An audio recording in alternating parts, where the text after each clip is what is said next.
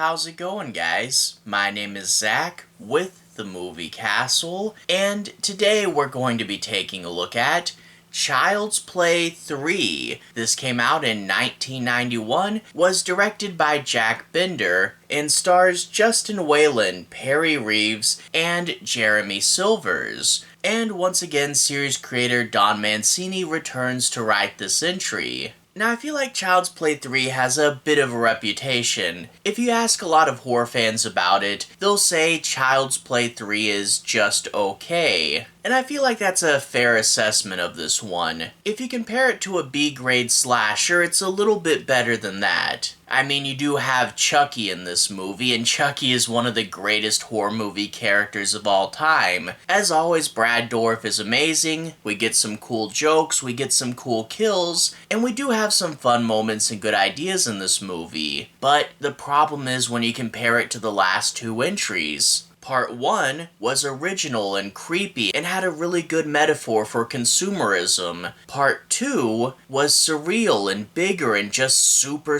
fun. And then Part 3 is okay. They throw in some new ideas like, okay, this time Andy's gonna be older and he has to protect this other kid, and that gives Andy a bit of a new role. We're also going to change up the setting and put this one at military school. Okay, that is shifting things a little bit, but the thing is, it just doesn't really pop and doesn't have as much energy. I feel like military school was kind of a mistake because Child's Play is supposed to be this fun, over-the-top franchise, and military school is naturally kind of drab and serious and depressing. We do get the stereotypes here, and there is some humor to be had in that, and you think Chucky should provide a good sense of contrast, and I guess he does, but in general, the whole thing just seems like much lower energy. And on top of that, I don't really feel like I get to know the new characters well enough to care about them. I mean, you're coming off the first two movies which had some great characters. In particular, Kyle from Part 2 was a fan favorite, and none of the new Child's Play 3 characters really stand out that much. Again, Chucky's great, and there are a few times in this movie where it shines a little bit, but overall, it's just not near as good as the last two, and is generally considered one of the series' lower points. I want to say I don't think any of the Child's Play movies are bad, but when you talk about the worst of the franchise, it's always this one, Seed of Chucky, and the remake, and I am curious out of those three which one you guys think is the worst. I don't know, but again, not bad, just definitely a step down. But in order to talk about that a little bit more, I do want to break down and analyze some of the plot, talk about what works and what doesn't.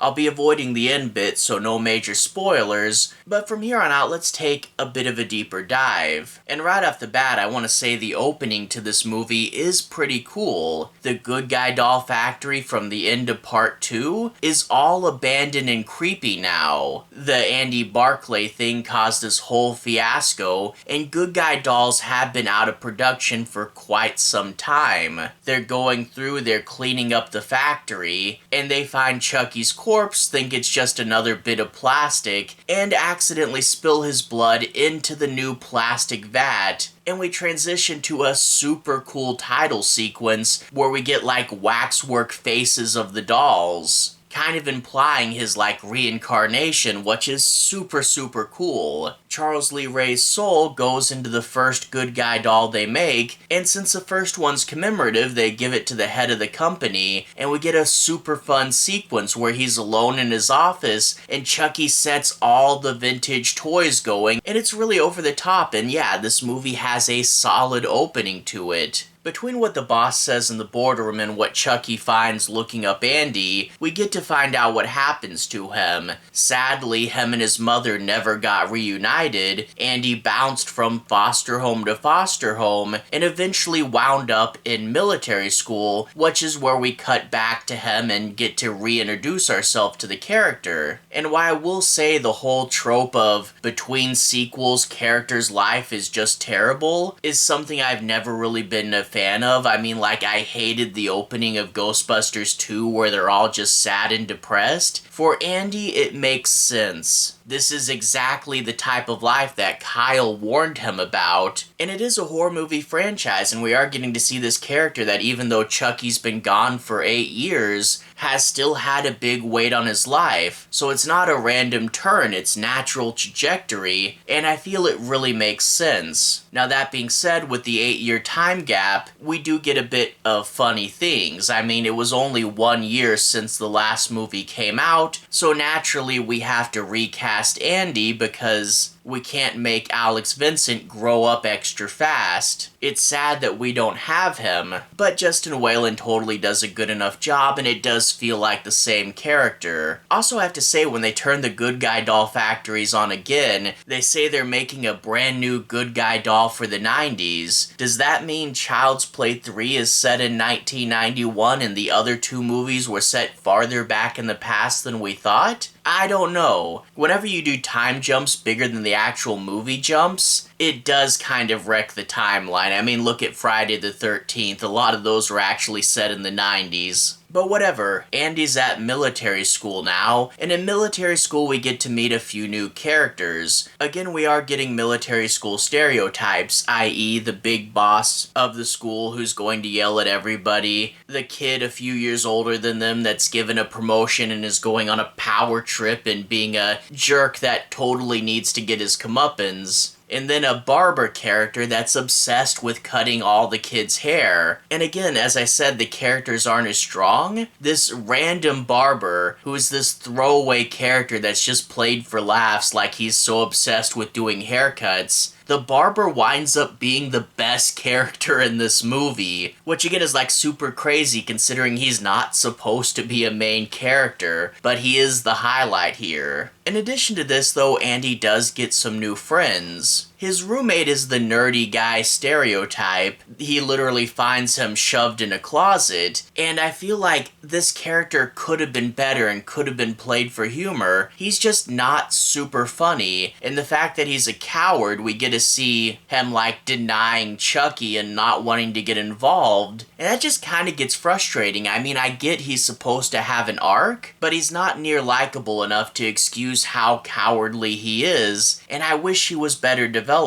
Andy also has a love interest, a girl at this academy who stands up to authority a little bit, and will also take him under her wing and kind of show him the ropes. And she again is a good enough character, but we never get super strong moments with her. I mean, we get a few scenes that are okay, but nothing as good as the scenes between Andy and Kyle in part 2, and again, she's a fine enough character, I just don't feel like we get to know her. But the plot really kicks off with this young kid named Tyler. Tyler's dad is in the military, so naturally he puts his son into military school, but he doesn't like it, it's not fun, he doesn't have any friends, and he doesn't get to see his parents. They have him doing odd jobs, and one of them is delivering a package to Andy Barclay, a package that naturally contains Chucky. Why not? If you're a toy, just wrap yourself up and send yourself in the mail, I guess. Efficient, cheap, and you're not likely to be caught. But that being said, the kid accidentally rips the package, and when he sees it's a good guy doll, he goes, "Finally something fun in this place. I'm gonna steal it and take it for my own." And when Chucky bursts out of his package and realizes there's a new kid there, he thinks, wait a minute, this kid doesn't know about me, he doesn't know that I'm evil, but I also have a new body, and if I have a new body, doesn't that mean that the first person I tell rule kind of resets? So if I tell this kid, I can have an unsuspecting victim.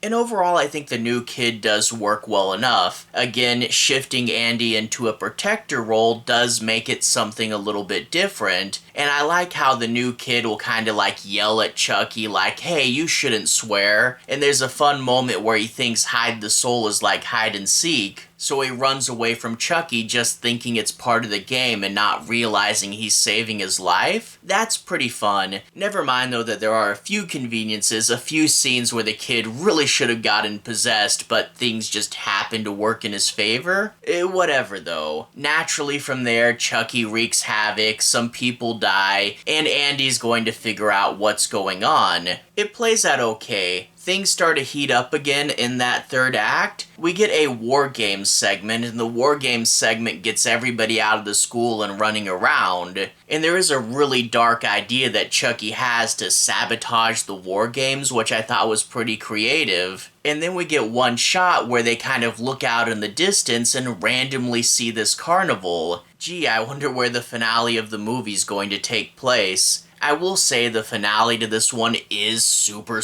fun and over the top, but I kinda wish that was the whole movie. I mean, get this pitch. What if instead of military school, Andy ran away from the foster system and became a carny? A carnival movie would have been so much more fun. Think of it like the Child's Play version of Dean Koontz's Twilight Eyes. That would have had so much more energy behind it, and one of the big problems with part 3 is it doesn't have enough energy. But whatever, you can't really dwell on what could have been. In general, people say with this movie, the big problem is it was rushed out too fast. This movie only came out a year after part 2 did. It was greenlit before part 2 even came out, and production was rushed. If they had more time to iron out the script, and if they had more time to think about things during production, I feel this movie could have been a fair bit better. And there are some franchises that can turn things out a lot faster. I mean, Friday the 13th would run in rapid fire, but when you get the post-Nightmare on Elm Street supernatural slashers, those things are a little bit more complex and you really need a lot more time to figure out what you're doing in a sequel. You can't really rush Chucky, and after this movie, the franchise would go on pause for I think it was something like 7 years until it reinvented itself in Bride, and I think that really was necessary. Child's Play 3 proved that you can't just do the same thing over and over again, and if we had 3, 4, 5, and 6 come out in rapid succession afterwards, I feel the Child's Play movies would have got really boring over time.